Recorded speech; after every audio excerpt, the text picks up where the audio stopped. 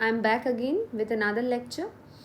In the last lecture, we had already covered up with nucleus, the contents of the nucleus, the number of nuclei associated with the cell. We saw a description of that. And we saw that in case of a eukaryotic cell, nucleus के पास चार components होते हैं. Nuclear envelope, minute pores called nuclear pores, a nuclear matrix called as nucleoplasm, and inside the matrix we know two different components are present. One is nucleolus, the plural of which is nucleoli, and obviously the genetic material, that is the chromatin. Up to nucleolus we had already covered in the last lecture. In today's lecture we are definitely going to cover chromatin, which is a very important component of the nucleus. So let's proceed with that. So today's topic of discussion is chromatin. It is often known as chromatin fibers as well. Chromatin fibers, both are correct, and we know that in NCERT, in the very first paragraph, under the topic nucleus, it is written, although the nucleus was described by very important Robert Brown, but the content of the nucleus was stained using a basic dye and it was named chromatin by Fleming.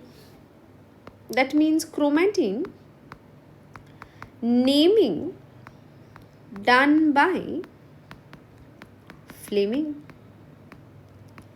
Chromatin naming, it was done by scientist Fleming.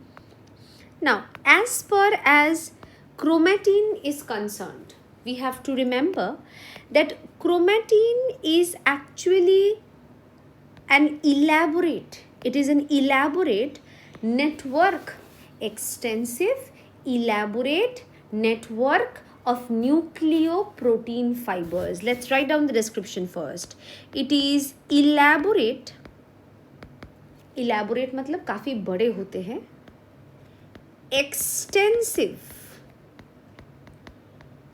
network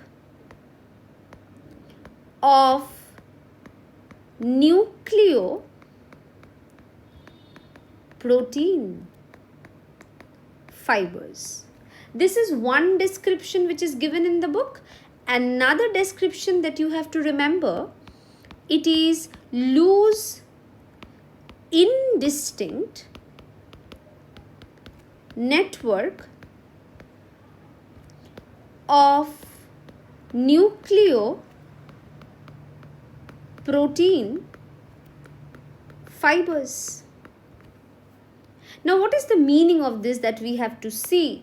First, see, it is a network. That means जाल की तरह बिछा हुआ है पूरे nucleoplasm में, और किस चीज का composition है? The nucleoprotein fibers. In both the cases we are writing that. That means it is a mixture of two things. It is a mixture of nucleic acid and at the same time proteins. Nucleic acids and at the same time proteins. That means what is the composition of the chromatin? The composition of the chromatin is basically of two different components. One is nucleic acid, the other is protein. जहाँ पे nucleic acid दो type के होते हैं. One is deoxyribonucleic acid DNA. One is ribonucleic acid, that is RNA. And proteins में दो proteins included है. One is histone proteins, the other is non-histone proteins. One is histone proteins, the other is non-histone proteins. So if you are asked in the exam, which has been asked previously as well, what is the composition of the chromatin, or what is chromatin made up of? Then it is made up of these very components. It's made up of DNA, it is made up of RNA, it is made up of histones and at the same time non-histone. इनमें से एक चीज़ याद रखना बच्चे कि histone एक तरह का बेसिक प्रोटीन है. हिस्टोन का नेचर याद रखना, it is basic in nature. Shortly, when we will be covering class 12 topic molecular basis of inheritance. There we will be seeing the description of what is a DNA, what is a RNA, and how is histone different from that of non-histone. But फिलहाल के लिए इतना याद रखना कि chromatin is composed of these 4 components. They are DNA, RNA, histone, and at the same time non-histone. Another very important line that you have to remember is that अगर chromatin देखना है न्यूक्लियस के अंदर, then we have to observe the nucleus of a non-dividing cell. क्योंकि जैसे ही cell divide करने जाते हैं, क्रोमेटिन फोल्ड कर लेता है, कॉन्डेंस कर लेते हैं, पैकेज कर लेते हैं into distinct structure which are called as chromosome. Chromatin indistinct है, क्रोमेटिन का कोई शेप नहीं है, क्रोमेटिन एकदम लूज एक थ्रेड की तरह है. But as soon as the cell is about to divide, the cell changes the chromatin to chromosome. मतलब डिवाइडिंग सेल में तुम्हें क्रोमोसोम दिखेंगे, जो नॉन डिवाइडिंग सेल के न्यूक्लियस में क्रोमेटिन के फॉर्मेट में प्रेजेंट है. That means this line is very important. Let us take it down that chromatin is observed in nucleus of a non-dividing cell. Chromatin cannot be seen in case of a dividing cell, because in case of a dividing cell, the chromatin already forms something called as chromosome. Chromatin chromosome में convert हो जाता है. मतलब chromosome तुम्हें dividing cell में दिखेंगे, chromatin तुम्हें non dividing cell के केस में दिखाई देगी. नाउ लेट्स सी, ये जो क्रोमेटिन क्रोमोसोम का कॉन्सेप्ट है, हमें समझ में आ गया what is chromatin made up of, and when can it be observed in the nucleus of a cell. But अब हम लोग देखेंगे जब क्रोमेटिन अपने आप को कॉन्डेंस कर लेते हैं डिवाइडिंग सेल में टू क्रोमोसोम, ये क्रोमोसोम देखने में बेसिकली कैसा है. रिमेंबर, इन ह्यूमंस ये जो क्रोमेटिन में 2.2 मीटर जो लॉन्ग डीएनए है, 2.2 मीटर जो लॉन्ग डीएनए है क्रोमेटिन के अंदर, ये कॉन्डेंस होकर 46 क्रोमोसोम्स में कन्वर्ट हो जाते हैं. 46 क्रोमोसोम्स पे कन्वर्ट हो जाता है. तो ह्यूमंस में जो 2.2 मीटर की लंबी सी डीएनए क्रोमेटिन को बनाया है, ये क्रोमेटिन कॉन्डेंस हो जाते हैं to form 46 chromosome, and these 46 chromosome you can see it in case of a non-dividing cell. In case of a dividing cell, chromosome हमें डिवाइडिंग सेल में दिखेंगे और क्रोमेटिन हमें नॉन डिवाइडिंग सेल के case में दिखेंगे. अब ये क्रोमोसोम नंबर 46, इसके कॉन्सेप्ट में हम लोग बाद में आते हैं. पहले देख लेते हैं कि क्रोमोसोम क्या क्या चीज़ें कंटेन करते हैं. Now we will now describe the description of what is chromosome. Basically chromosome सबसे पहले लिख लो कहाँ पे हम लोग ऑब्जर्व कर सकते हैं. Observed in a dividing cell. Divide जब सेल करने जाते हैं, याद रखना उसका न्यूक्लियस रीअसेंबल होता है. उसका न्यूक्लियस को रीअसेंबल किया जाता है. What is reassembly of nucleus we will be describing again in our next few lectures, cell cycle, cell division के टॉपिक में. लेकिन इतना याद रखना, जब सेल डिवाइड करने जाएगा उनका न्यूक्लियस रिप्लेस्ड हो जाएगा with chromosome. This is a very important line that observed in a dividing cell in replacement of nucleus. मतलब न्यूक्लियस के बदले में तुम्हें क्रोमोसोम दिखाई देगा डिवाइडिंग सेल में, क्योंकि न्यूक्लियस डीजेनरेट करके रीअसेंबल करेगा शॉर्टली. इसी वजह से न्यूक्लियस के बदले में तुम्हें डिवाइडिंग सेल के अंदर सिर्फ और सिर्फ क्रोमोसोम्स दिखाई देंगे. Now, if you observe the structure of a chromosome, there you will get to see कि क्रोमोसोम एक ये फॉर्म में दिखाई देती है और एक क्रोमोसोम इस फॉर्मेट में भी दिखाई देती है। ये दोनों ही क्रोमोसोम है, ये भी क्रोमोसोम है, ये भी क्रोमोसोम है। फर्क क्या है? This is one chromosome, this is one chromosome with a single chromatid। ये जो स्ट्रक्चर तुम्हें दिखाई दे रहे हैं ना बच्चे, ये जो एंटायर स्ट्रक्चर तुम्हें दिखाई दे रहा है, दिस इज वन क्रोमैटिड। ये क्रोमैटिड है, TID है। वो क्रोमैटिन था जो थ्रेड था, इंडिस्टिंक्ट स्ट्रक्चर था। ये क्रोमोसोम है जो कॉन्डेंसेशन से बने हैं, और क्रोमोसोम में एक सिंगल क्रोमैटिड तुम्हें फिलहाल दिखने को मिल रहा है। और जब एक क्रोमोसोम में एक सिंगल क्रोमैटिड रहेगा, you will refer this condition as monad. You will refer this condition as monad. But when one chromosome is with two sister chromatids, जब एक क्रोमोसोम पे हमें दो सिस्टर क्रोमैटिड्स दिखेंगे, लेट मी शो यू। ये एक chromatid है, ये उसी का सिस्टर है, ये उसी का जेरोक्स है। अब ये जेरोक्स कैसे किया जाता है आते हैं शॉर्टली, लेकिन इतना याद रखना कि this is one chromosome with two sister chromatid. Previously we have drawn one chromosome with one chromatid. जब एक क्रोमोसोम को एक क्रोमैटिड से तुम रिप्लेस कर जनरली रिप्रेजेंट कर रहे हो, दैट इज मोनाड। लेकिन जब एक क्रोमोसोम दो क्रोमैटिड से रिप्रेजेंटेड हो रही है, then that condition is referred as dyad. तो ये बेसिकली एक डायड क्रोमोसोम तुम्हें सेकेंड डायग्राम पे दिख रही है, and that is a monad. Dyad monad होता कब है? देखो, एक क्रोमोसोम के अंदर तुम्हें ये सिंगल डीएनए कंटेंट फोल्डेड दिख रही है। डीएनए फोल्ड करके, क्रोमैटिन फोल्ड करके ही तो क्रोमोसोम बनते हैं।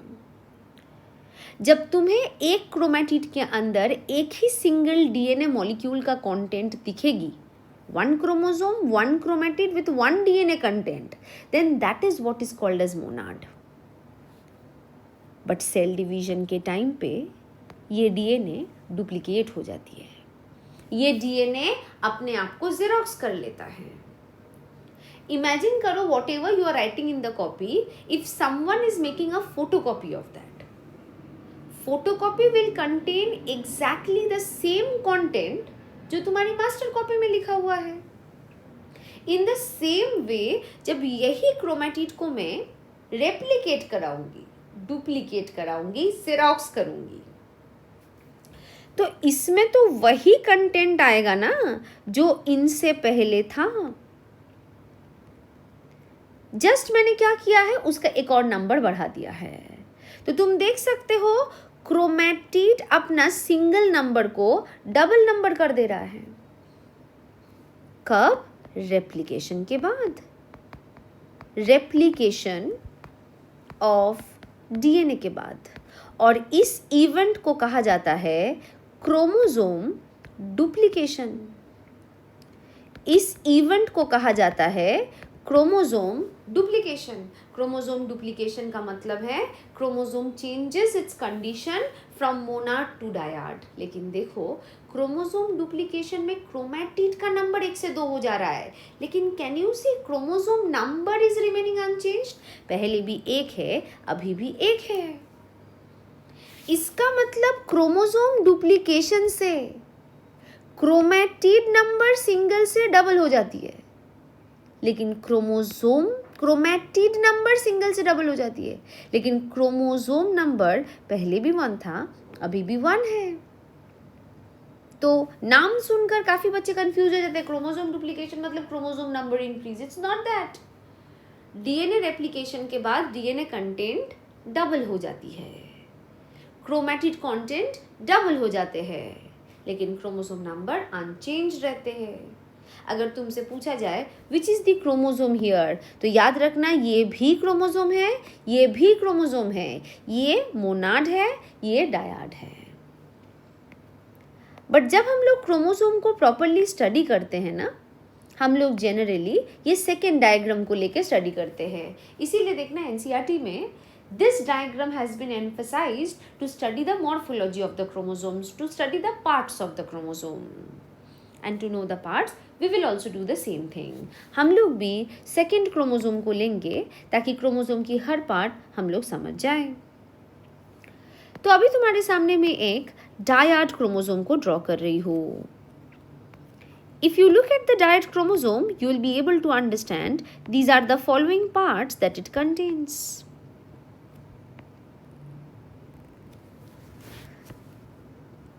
क्रोमोसोम डायड कंडीशन में एक क्रोमोसोम पे 2 क्रोमैटिड्स दिखाते हैं। दैट मीन्स ये जो हमने ड्रॉ किया है ये तुम्हारे सामने सिस्टर क्रोमैटिड्स है। These are sister chromatids which are 2 in number. These are sister chromatids with 2 in number. बीच में students, can you see there is a small disc shaped structure present, small disc like structure present. This is the primary constriction. This is the primary constriction. It's also called centromere. It's the primary constriction which is also called centromere. And what is the work of the centromere? It holds the sister chromatids, the 2 sister chromatids together. It holds the 2 sister chromatids together. तो holding of the sister chromatid का काम करता है primary constriction और centromere. If you are asked in the exam how many centromere can you see here, the number would be 1 again. The number would be 1 again. तो 1 in number, sister chromatid 2 in number and primary constriction 1 in number. Primary constriction centromere के दोनों side में तुम्हें कुछ disc like structures दिखेंगे, disc like structures दिखेंगे which are called as kinetochores, which are referred as kinetochores. Kinetochores are disc shaped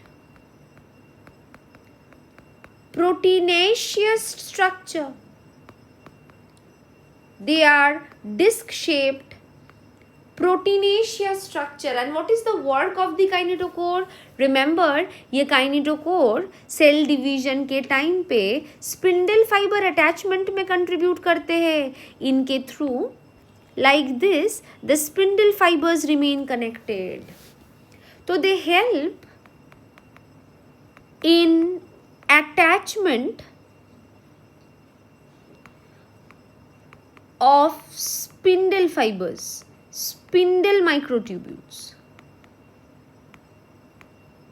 They help in attachment of spindle microtubules at the time of cell division. And if you're asked how many kinetochores can be seen, they are again 2 in number. एक kinetochore एक chromatid के लिए, दूसरा kinetochore दूसरे chromatid को attach करने के लिए.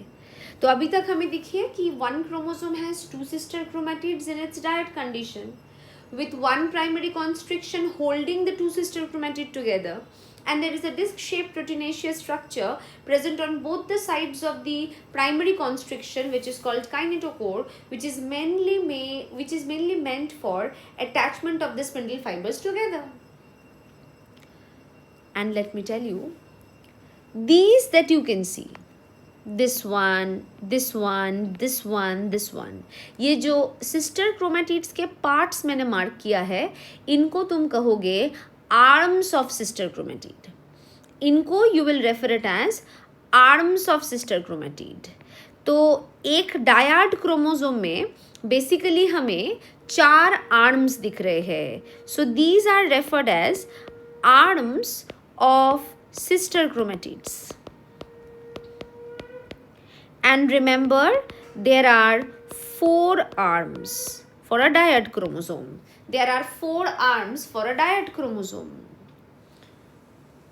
And chromosome के जो ends है, this end, this end, this end, this end, ये ends of the arm, जितने arm होंगे उतने ends होंगे. These ends they are referred as telomere. Arm ends they are called telomere, and telomere they are 4 in number. So these are ends of arms. So arm ends are called telomere. The parts of the chromatids are called arms of the chromosome. 4 such arms are there, 4 such telomeres are there. 2 sister chromatids are there for a dyad chromosome, 2 kinetochores are there, and there is a single primary constriction that is holding the 2 sister chromatids together. This is a proper structure of a chromosome. और जैसे बच्चे मैंने तुम लोगों को कहा कि chromosome अगर देखना है, you have to take a dividing cell. Because in a dividing cell, the nucleus is replaced for the time being with these structures which are called as chromosome. Chromosome with 1 chromatid is monad. Chromosome with 2 chromatid is called as dyad. तो इस lecture में basically हम लोग chromatin का एक concept दिए जो कि नॉन डिवाइडिंग सेल में दिखता है, और डिवाइडिंग सेल में यही क्रोमैटिन अपने आप को कंडेंस करके क्रोमोसोम की फॉर्मेट देते हैं. And then we saw what are the parts that a chromosome has.